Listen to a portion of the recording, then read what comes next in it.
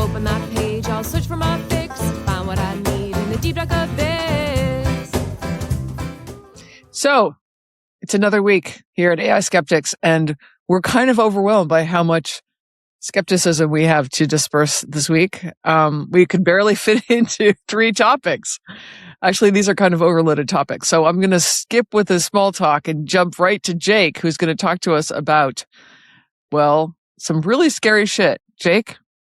Here we go. Topic number 1. You can imagine why the headline caught my eye. AI bots told scientists how to make biological weapons in the New York Times. And so I clicked through, and here's the story. Some very smart scientists who know about biological and chemical weapons have been constantly trying to get AI chatbots to tell them how to make these weapons and like plan an attack. And it was interesting to see this headline because ever since 2, 3 years, 4 years ago, when we started reading like quite a lot of papers on this topic, emerging topic of LLMs and their safety setups, this was always a scenario that seemed to be mentioned constantly. Well, this is the kind of bad thing that could happen. It could teach someone how to make like a chemical weapon, and disperse it in the New York City subway. So it was always like, this was the scenario that they were trying very hard to avoid and build all these guardrails. And now here's this story where it's doing exactly that. Any version that the scientists, any version of these chatbots, and they've been trying for years, that the scientists have been talking to, they get it to give them detailed plans, creative ideas.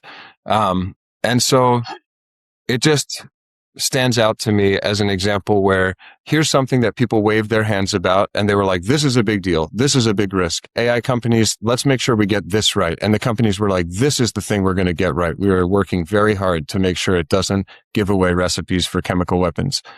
But here it is doing it a couple years later, and it just like makes the one headline. So I have a couple of jags to go off on this, but I won't right away. I'll invite Kathy and Tom. Do you guys want to react? So first of all, I just want to say as a preface, it kind of reminds me of how like Elon Musk decided the worst thing in his life was the worst 2 things in his life were traffic and getting old. So like that's what he invested half of his huge fortune into, like the boring project to like try to, for some reason, make tunnels, thinking that tunnels never have traffic. Just like it's some people just don't have like things to worry about, like health insurance costs, so that they get to worry about abstract things. Not to say that this isn't dangerous, but it is not on the top 28 things I'm worried about with AI. These are evidently people that don't worry about losing their job through AI, right? So, so they get to worry about like some madman trying to kill a bunch of people. I'll also mention that like last week when I was at Dialogue, because I was around a lot of people who don't worry about losing their jobs, we had conversations about this and talked a little bit about biological weapons and how hard they would be to make. And the answer is actually harder than it sounds. Because I mean, and I think it's important to remember that you don't just make a pathogen. That would be, I guess, relatively easy, but you would want to make it something that is, easy to make a lot of. That would be harder. It would be, unless you have commercial help, which you probably would have trouble getting. And, that would kill other people, but not you. It's like, there's a lot of, like, it goes on. Well, the list goes on. It becomes more and more difficult. I'm glad you bring that up. Go ahead. No. Well, I'm glad you bring it up because that's where the article goes. Like, that is the fallback position of the AI companies now, where they're trying to say, look, we're working on it. But just so you know, these detailed plans are, they're really not that good, or they're really not that practical. You'd have to have a lot more to actually build this weapon and carry out this attack. So it's almost like that's their reassurance to us now. They're like, don't worry, this is not, that we're not actually giving you the bomb, but they're like, it's pretty striking if you compare it to what they were saying, a few years ago, when even this level of detail was like precisely what they claimed they wanted to avoid happening. So they're moving the goalposts. Yeah, they are definitely moving the goalposts. I think that's the right way of saying it. I think even last year you would have heard them say, "Oh, we're going to make sure that that doesn't happen." And now it's happening, and they're like, "Well, we're going to explain why it's not so bad." And I would even argue that if AI was trained on this, and I think that's really what it comes down to, is like it knows this because it trained itself on this, even though they tried to prevent that from happening. They didn't actually prevent that from happening, which means in some sense this stuff is public information, you know? And so it kind of begs the question, would they have just been able to Google it if they didn't use AI to get it? You know, one of the things I always am amazed at is how AI companies, CEOs and so forth don't seem to recognize the scale of their product.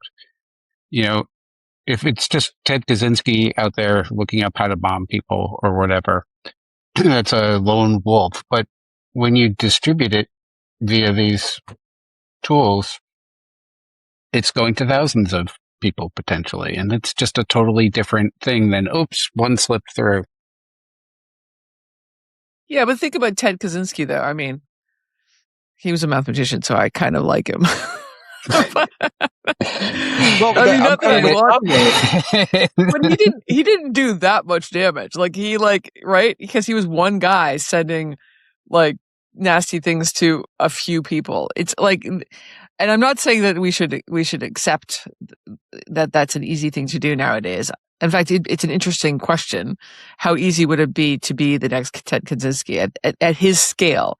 I'm just pointing out, Tom, that like part of the politics of talking about mass, annihilation along the lines of these chemical weapons is that because we're so worried about that stuff, we don't have to think about, things that only kill a few people, like chatbot suicides, which, you know what I mean? So like it's actually sort of matters what the scale is. And, but I also happening think that now versus could happen in the future. And it's happening now, exactly. The huge scale is like makes a difference, Kathy, to your point about, well, in order to really operationalize one of these plants, you might need like access to a commercial chemical facility. Like any one person is unlikely to have that. But if 100,000 people with a terrible idea go and get this same plan from a chatbot, then it's more likely that one in the 100,000 has some access to a chemical facility. Like I think there's just it's just a difference in large numbers of putting those extra pieces together. What are the missing pieces that still remain after you have the chatbot's best plan? Like there's some combination of the scale of distribution of that plan and the access to those extra pieces that is dangerous.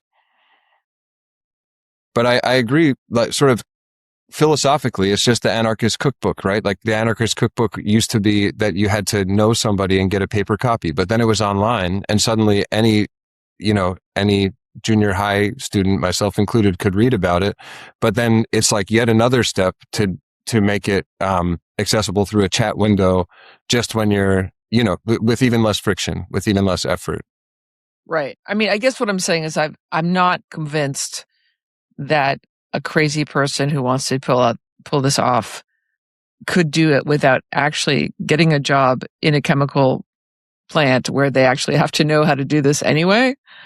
So I'm not sure it's really new information, but I think putting that aside, I think what I want to take away from this topic, Jake, is, and tell me if you have a deeper understanding that you wanted to tell us, but is that there is just kind of no way to make chatbots unlearn something that they know. And there's no way that particular information that you think is highly sensitive will ever be unlearned. Yeah, I agree with that. And I would go even further to say the attempts since chatbots can't unlearn what they know, they just try to guardrail what's known and they try to get the chatbot not to answer questions when they think the context is, harmful.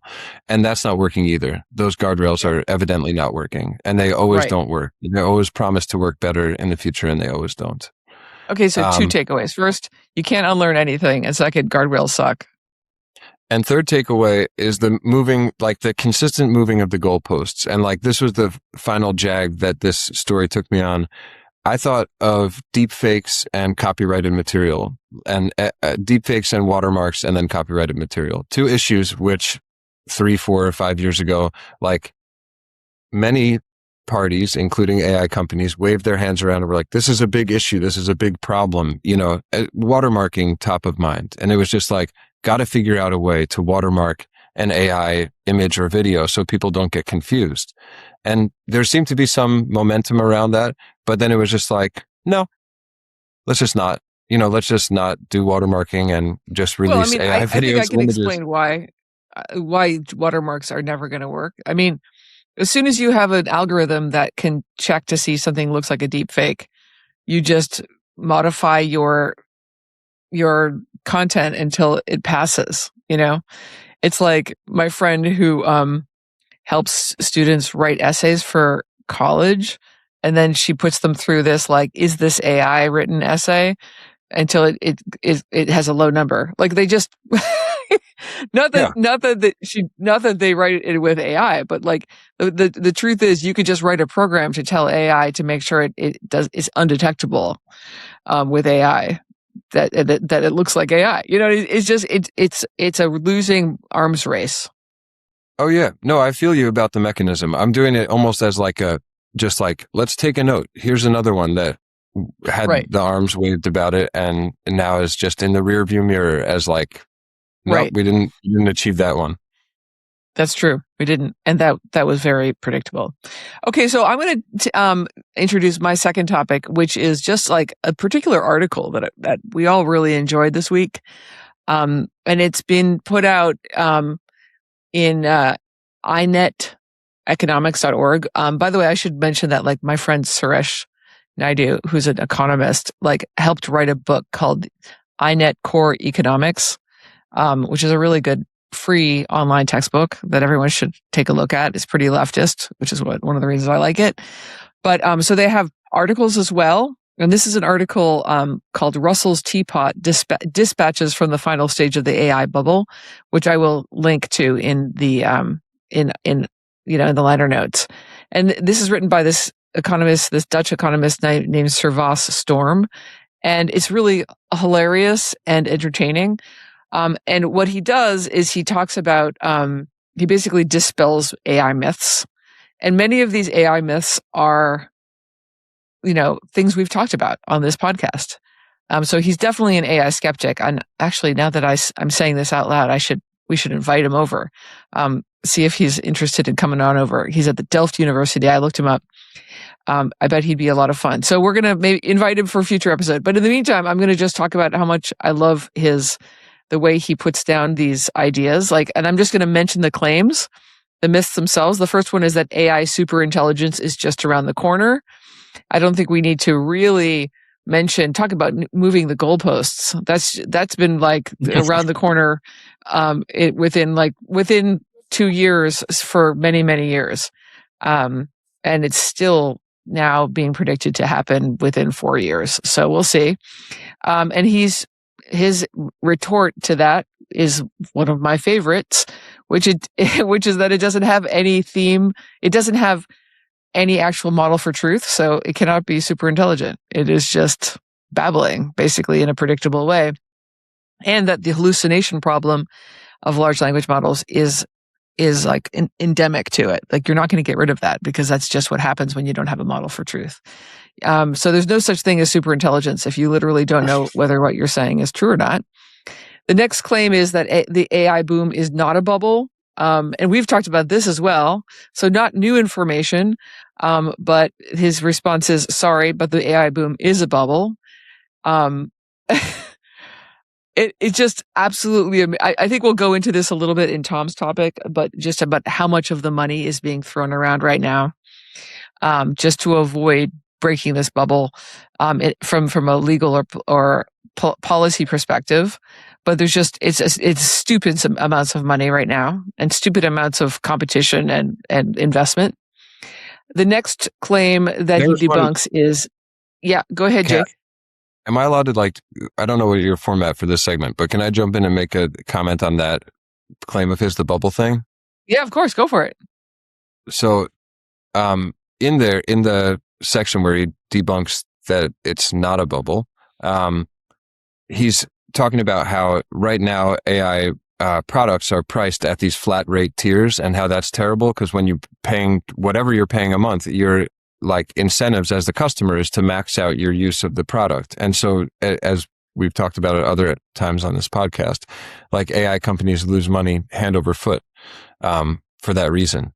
So he talks about, well, what would make sense is like usage-based pricing where you actually pay per token. But he says like that, well, that'll never work because people will just not willing to pay it. And there are cheaper models from China that are knockoffs that are like, that the flagship models can't compete with. And I just noticed that he didn't bring up a sort of ad-supported AI.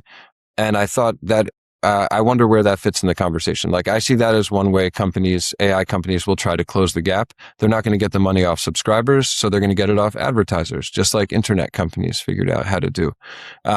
We've talked about that on the podcast too, but I'm like, that's another hellish version of the future where they try to fix the business model through advertising.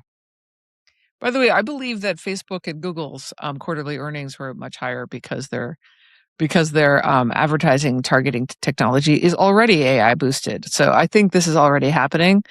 But yes, thank you for pausing me there. I think that remark about how the costs just do not make up for the expenses at any particular AI company is really relevant to the next myth, which is that AI will destroy all the white collar jobs. The truth of the matter is, like, white collar jobs are only going to be replaced by AI if you don't really have to do a very good job, number one. And number two, it's actually not that expensive to replace you with AI. But since we actually do, like, we're seeing a bunch of people being laid off in the name of AI efficiency without knowing what the cost of AI is. It is like really bizarre. It's just, in some sense, it's like a copycat thing where I think like certain kinds of companies, they're like seeing their competitors lay off a bunch of people in the name of AI. And they're like, we have to stay competitive. So we have to lay off a bunch of people in the name of AI, even though it's not clear at all that this will make money sense or financial sense in the future. So that's one of the myths. And even if it does get rid of some white collar jobs, his point is that it will reshape them rather than destroy them for the most part. Similarly, AI will boost labor productivity is a claim, whereas he claims that it's actually going to be small. My favorite one is this graph in his rebuttal of that productivity claim. And Jake and I were laughing about this graph earlier today. There was basically a poll of like workers versus executives at companies asking them how much time in a given day did you save using AI if you used AI? And like a fully like almost half of basic workers were like, no, it did not save me time at all. Or it saved me like a little bit of time. And very few of them, only 5% said it saved a lot of time. Whereas in the C-suite, it was like 43% were like, oh, it saved me 8 hours. This week at least, and then another third said 4 to 8 hours. What's that? What kind of job exactly, is that? Tom. No, exactly. Like that means that your job is bullshit. Like, that's the ironic thing is that like it means that the executives are the ones doing stuff that could be automated. Which I don't think they want to hear that, but that is a fact. And also it reminds me of like Monopoly Capitalism, that book that we loved so much, Jake, about like when secretaries were handed over word processors instead of typewriters, and they were under no illusions that this was going to make their lives better. They were just like, oh, great, it's more efficient, so I'll just do more work, Like, yep. This doesn't improve my life. This makes my life different and probably shittier. I mean, at the end of the day. Yeah, it's like that actually makes me wonder how they worded that question. How much time did it save you? Because like for a worker, as soon as you finish that task, like here's another task, so it would just like, it will not save you time in any meaningful way that you could observe. Like you still leave the office at the same time. But for the boss, if they get all their emails out, they just leave. So I understand why it saves them time. Exactly. Thank you. That's exactly what it is. Like, I'll just mention the last myth. Not I just the, skipped over one of the myths, but it's totally well worth reading. But my favorite line in this whole thing was like, claim 6, AI will mostly destroy bullshit jobs and create better ones. And his rebuttal is named, no, AI will create a lot of bullshit jobs. Like super important point, which is that like, yeah, we're not in for the replacing the sort of mundane tasks of our lives so that we are opened up to think more and to be creative. Like that's not the goal of capitalism. For the vast majority of people, it is what like executives like to think that their job is, but I think they will soon be replaced if in fact AI can replace them. That's the sad truth. my personal experience is when the boss gets done with his work for the day, he doesn't go home. He goes down and harasses his underlings and makes their job harder. So Just to remind he's like, hey, them, what are you doing? Yeah. Hey, have you thought about working on this? Or just hangs out in their office and bullshits while they're trying to get work done. That's what bosses do when their work is done for the day. He probably is like, oh, and I'm such a good manager too. Yeah, Right. exactly. I was hanging out with the crew today. Got a lot more Someone done. loved Put me us a so much. FaceTime. Yeah, that's gross. Okay, I was pretty efficient there. I'm proud of myself. Listen, everybody should go read that thing, and it's like it is a really nice and efficient synopsis of all of the absolute bullshit flying around the AI revolution. To the point And of the so last Tom thing, is going to talk I'll to just us say- about like what might curtail some of the bullshit, which probably not most of it. Yeah. So it's certainly been a subject that I've been following, this the sort of broad concept of liability for the things that AI and LLMs cause. When I was a kid, there was a car called the Ford Pinto that everybody knew blew up. It was a rolling a rolling time bomb, and it eventually got pulled off the road because it was so prone to dangerous outcomes like the fuel tank catching on fire. But you don't hear about that stuff that much anymore because I guess it's all going on in platform land.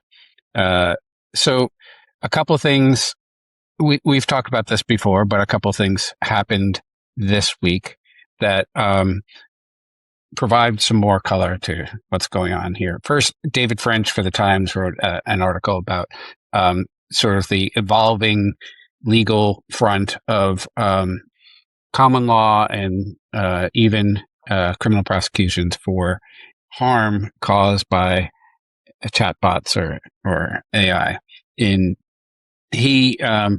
I think the article was like half hopeful and half describing what's happening, but I'm okay with that. I'm okay with it being a little hopeful. His argument is that if humans were doing things like advising people how best to have a mass shooting at a campus, they would be secondarily liable for potentially murder, or some sort of contribution to the crime. And likewise on suicide. Currently in the U.S., if you do that, you could be liable for something. But in addition, there's torts, civil liability. You could be sued, and that seems to be an area where there is progress or stuff happening, I guess. Lawsuits And by the way, being Tom, brought. to interrupt you for a moment, like when I saw Megan Garcia speak at the Vatican, she was talking about her son Sewell Seltzer's like suicide after talking to a character at .ai chatbot, and she didn't know that her son was speaking to a chatbot at all until 3 days after he died. She went in and started looking at his computer and read what she thought was a conversation with a groomer. Like she thought it was an adult person who was grooming her child.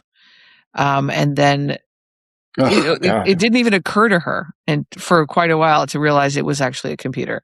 So this is like, it's extremely real. This idea, like how is it that a person would be arrested here, but that a computer has, like, there's nobody to arrest. So yeah, so it's a really important question. Yeah, that's the way French shaped his column, which was, a Florida shooter who got all this advice, and including like how to turn the safety off on the gun as he was standing holding it on the campus, and said if a human gave that advice, they would be found liable. And now Florida is in fact bringing a criminal action against the company for the advice that it gave to assist this guy in the thing. And that's presumably pretty close to first of its kind. But it seems like there's dozens of opportunities for other prosecutors to bring that type of action against the companies. As I sometimes imagine what it's like to be the general counsel of these companies and how they could be giving advice to their companies. For instance, in several of these examples that he cited, the company said, "Oh, we saw that, but we didn't want to intervene because we thought it would potentially be an invasion of privacy." I might note that their privacy has already been violated if you saw it, but they're holding back on intervening. Probably there's some legal reasoning that's going on there, but it seems bad. Also, they're saying, "Oh, well, now we've put in new guardrails that are going to prevent it the next time," which also doesn't seem like a great thing for a general counsel to be saying in court. Like, why didn't you have them before? Or why should you not be liable for the ones that already happened before these guardrails? If Not to it's mention basically that the mission. our first comment from Jake's was that guardrails don't work. Yeah. Yeah. I mean, why, again, even if you assume that they're going to fix it this time we really mean it. It seems like an admission of guilt on their part that they didn't do it earlier. Can I follow up on one thing you said? You were like, there's probably some legal reasoning, or maybe there's some legal reasoning going on. Is the trade-off that seems obvious to me is like, it's bad for their product if their product refuses to answer questions, but that's not a legal thing. That's like customer satisfaction. Like, that's what feels like the tension to me. Like, they just wanted to answer anything the user wants and just give the user what they want. And so is that the legal reason? That's the marketing reason, right? But they were saying, like, in particular cases, the company had flagged it or was aware and didn't do anything, which is, different from marketing. That's an individual case where they could have acted and didn't. Right. So in that case, it's like they're reviewing flags and maybe being like, all right, this one is probably not going to bite us in the ass too bad, so we can just move on. Well, it must be a payoff. It must be like a cost-benefit analysis where they're like, if we could alert the authorities and it turns out to be nothing, then we look like idiots, or we look like we were liable. And if we don't alert it and nothing happens, we're not liable because nothing happened. Yeah. It's more of a policy thing, that a decision that, if we start to act, then that will change the relationship legally that we have with customers, with users, I guess. Anyhow, segueing to the other interesting news item on this front in New Mexico. New Mexico, as you may recall, won a decision against Meta for just a host of horrible harms that the state AG documented against them, and they won a $375 million judgment at a jury trial against Meta for failing to protect, under existing New Mexico laws, failing to protect children and making false claims about what the safety availability was for the product. And Tom, I'm sorry to interrupt you again, but I just have to interject and say, I've spent, since weapons of mass destruction came out 10 years ago. I've spent the last 10 years being like, why can't we just prosecute under existing law? Why do we need special laws for algorithms? Like there are protection laws that should be just effective at any moment. And I'm just really happy to see that. Yeah, I agree. I've thought the same. Anyhow, that trial is now entering the remedies phase, and New Mexico is proposing, hey, Meta, do these extra things to make the product more safe, have more effective age detection, and so forth. And Meta, in response, in a court filing that became public this week, said, well, we can't. And if you impose these on us, we'll have to pull out of the state. For Facebook and Instagram. And the new Don't threaten Mexico me with a AGs, good time, my friends. Come on. Yeah, the New Mexico AG responded by saying this is a choice on their part. They could do these things. They have the technical capability, but they're choosing not to. And so they're basically choosing not to protect children and really adults as well. Okay. And okay. So Tom, I'm so glad you reported on these things. I want to step back and just compare that to what I read in the newspaper this morning. There's so many articles, guys. It's just, I'm sorry. We're going to have to send all of these through, but about just how much AI money is going into the New York State election must be a representative or something. I don't know. The point is, in California, there's just so much AI money in politics right now. And it's almost entirely a fight between having no regulation versus having very stupid regulation that won't work. And it's the whole thing just drives me nuts because after Citizens United, you're we cannot depend on policy to save us. The only thing we could possibly count on are the combination of angry parents.